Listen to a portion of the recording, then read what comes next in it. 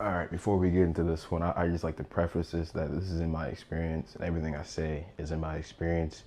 I recommend you do your own research, that being scientific, and your own personal research, like just with trying out new things, trying out new habits, trying out new routines, just to learn how your body functions best. Because typically, you know, the science is a little late. You know, as we see with the most obvious thing is things like gravity. Like gravity existed before science confirmed it. So all science does is confirm what is already true. So obviously you should take in science and you should learn from other people's discoveries, conduct your own trials on yourself to learn new things about yourself and how the body works. Because the science is going to be a little bit behind because there's only so much that they can research at a given time. And some things are more important than others. So let's get right into this video. So this video is about managing output. And one thing that I've been realizing is that, there is a limit. There's a limit to how much you can output per day, per week, per month, maybe per year. I'm not sure about that. That's a little high, but definitely per day, you definitely see it with workouts. And I noticed that if I'm putting a ton of effort into my workout, like more than I actually need for the workout, I'm usually burnt out at a certain point in the day, and I do not like that. And if I do a certain type of workout breakout in a given week, for example, if I do, so I follow like, just, I don't want to switch the topic up, but like this week is going to be, today's Monday, so legs posterior dom, and then tomorrow is pull bicep dom, and then Wednesday is going to be legs quad dom. And usually on Thursday, I would transition over to doing a chest day. But from what I've been seeing is that having two leg days in the span of 3 days is too much output on my body. And when I get to that chest day, I barely have any energy left, barely. And my chest has not been performing well on bench press. I've been kind of lagging behind. I've been feeling weak during the workout, and I do not like that. And then mentally too, I get mentally drained too. So when I actually do my actual job, which pays the bills, which pays a lot of things, I'm mentally drained, and the mentally drained ties into the physically drained too. So one thing that I'm going to start to do this week is that instead of going for that full on out workout on Thursday, I'm just going to take a recovery day / basketball. So on my recovery days, I start off with some foam rolling, a little bit of cardio, because I typically walk to the gym on Thursdays. I walk about 2.5 miles to the gym. It's a little ruck. I got a little bag, heavy bag, 2 bags. So I walk 2.5 miles to the gym at my job, and then I get right into the workout. So I found that, on those days where I'm borderline there, I could train, I could not train. It's sometimes best just not to train and just do something else, some recovery work, because because hypertrophy is a very tough task in the body. It's very draining, especially if you train it with intensity. That's how I train. I train with pretty heavy loads, and I like it. That's just something that I enjoy, but there's other ways to train it. But for my lifestyle, for my practices, I like lifting heavy weight, and I've found that, that helps me grow muscle the quickest. So, but I say this all to say that having that extra rest day, that extra recovery day can really help out in the long run. In the short run, all right, 4 workouts in a row sounds really cool.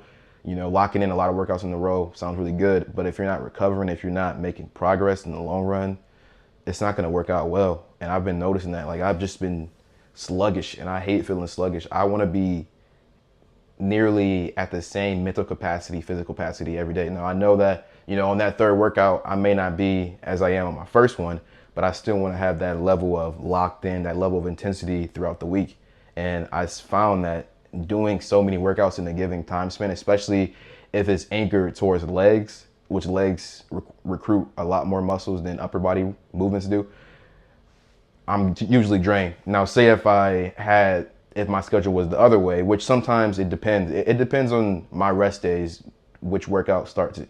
But if I start off with an upper body workout, and in the span of 3 days, I have 2 upper body workouts, then I'm typically cool to hit that 4th workout.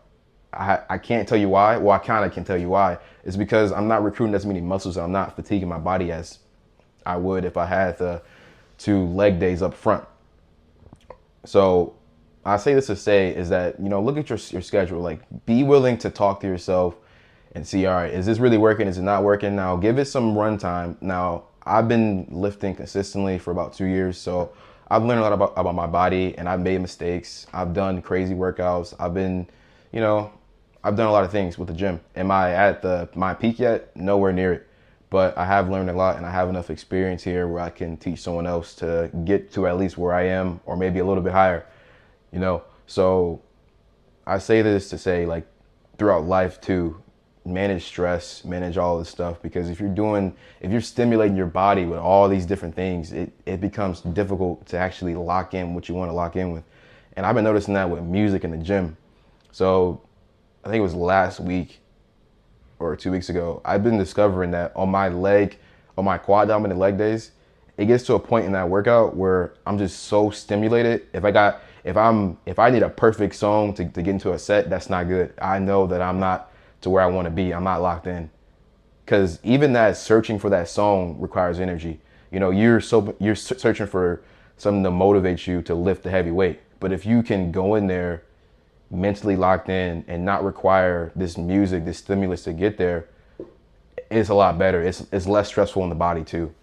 So I found that, you know, if I have music on, it's not going to be as stimulating. It's going to be turned down a little bit, and I'm more mentally locked in. And I also tried this one thing, like on my chest day last week, I tried like no music, and I was actually coaching myself throughout the workout, which helped out a lot.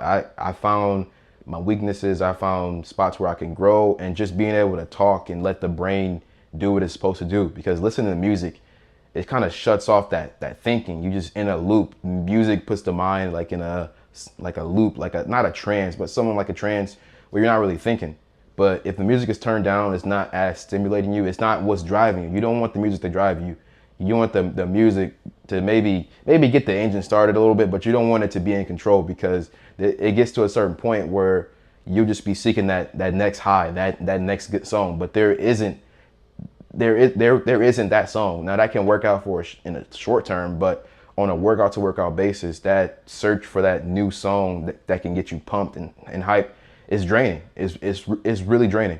So I found that, you know, if you don't even start the workouts like that, you started off where you just letting your mind, your body motivate you instead of some outside source, it functions a lot better, and it doesn't lead you to seek that for that hard set. Like today, I had a ton of hard sets. I did some RDLs, some barbell RDLs, which are really tough to get locked into. And I did some squats after that. Those are really tough to get locked into. Usually I would need that song to get me jumping, to get me pumping, but I just been on a mellowish spot, and I've still hit the same amount of reps as I usually would, maybe a little bit better. And I'm not as drained after the workout. But if I was in that like seeking mode where I'm trying to find the best song, the best stimulus to get me jumping, get me going, then I'll probably be more tired, because that stimulus gets you high, but the fall is still gonna be crazy. And that's how dopamine works. You know, it rises and then the fall is steep. So the more you get that dopamine, that seeking up high, the harder you're gonna fall down. So I would say it's best to be somewhere in that middle range where you're not too high, you're not too low. You know, I'm still stimulated enough to get the workout, because I know that lifting is a part of my lifestyle. It's something I gotta do every day. But I'm not to the point where I just need that music, that stimulus to go. Now, I'm just getting started in this, so I can't really give as much advice on this. It's something that I'm still experimenting with. So, but I would definitely try it out for sure. I think the video stopped. Oh, no, it did. My bad. So I saw a little flash in the back. I thought the video stopped because I'm still recording on my phone. You know, we'll get a camera soon. But I say this all to say, guys, that, you know, manage your output. And even music drains you. It in some way it does drain you. Everything you do is draining you. Really, there's nothing you, except for like sleeping, even walking drains you, but that's to a lesser extent. But that seeking towards the music, that stimulus, it definitely drains you at some point. But I found that if you keep things kind of mellow, you know, the peak of my day, the peak of my energy output is going to be in the beginning, because that's when I have the most energy. And I find that I work out best in the beginning. And I'm slowly kind of declining. Things are getting a little easier now. Instead of stimulating my body, I'm stimulating my mind with my work and learn from that. And then somewhat in the middle of the day, I may, you know, I'm working from home today, so I may go to the library to work there. So I'm going to move. I'm going to be outside, get some sunlight, doing all that stuff. So, you know, just kind of managing it is the best way to go, and not going too crazy. And then at nighttime, you want to transition. You want to be low. You want to have low lights. You want to have low stimulus. You don't want to be listening to stimulating music at nighttime. That's how you have, that leads to bad sleep. You don't want to be doing anything that's over stimulating in the morning. I mean, in the nighttime. You have a little range to mess around with it in the morning time. You can kind of mess around with it a little bit. But at nighttime, you want to be as calm as possible, as chill as possible. And you don't want anything coming in that's too overstimulating that can kind of lead you to that spike in the stress hormone. So so just learning when to do different things at different points in the day and just managing it off so you're not doing too much, you're not draining your body for tomorrow. So, because my motto is, what can I do today to make tomorrow easier? And sometimes doing what I gotta do today is very difficult and that makes tomorrow easier. But there's some times where I can kind of dial it back a little bit so that tomorrow I can still hit that same intensity.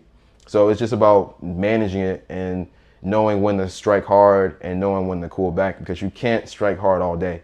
You can with drugs and stuff, but that stuff still drains you. You still have a level of energy expenditure that you can't go beyond. And caffeine, what that does, it just revs the engine up. It gets you going, but it could drain you sooner.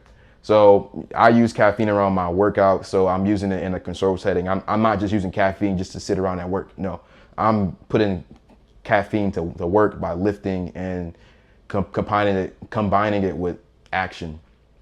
Kind of a little off topic now, but let me close the video here. Guys, just manage what you do throughout the day and make sure you're not overstimulating yourself. And even scrolling through the phone can be overstimulating. Just do things, or just try to pull away a little bit, just really see what is really important, because I'm pretty sure that what's on the phone is not that important.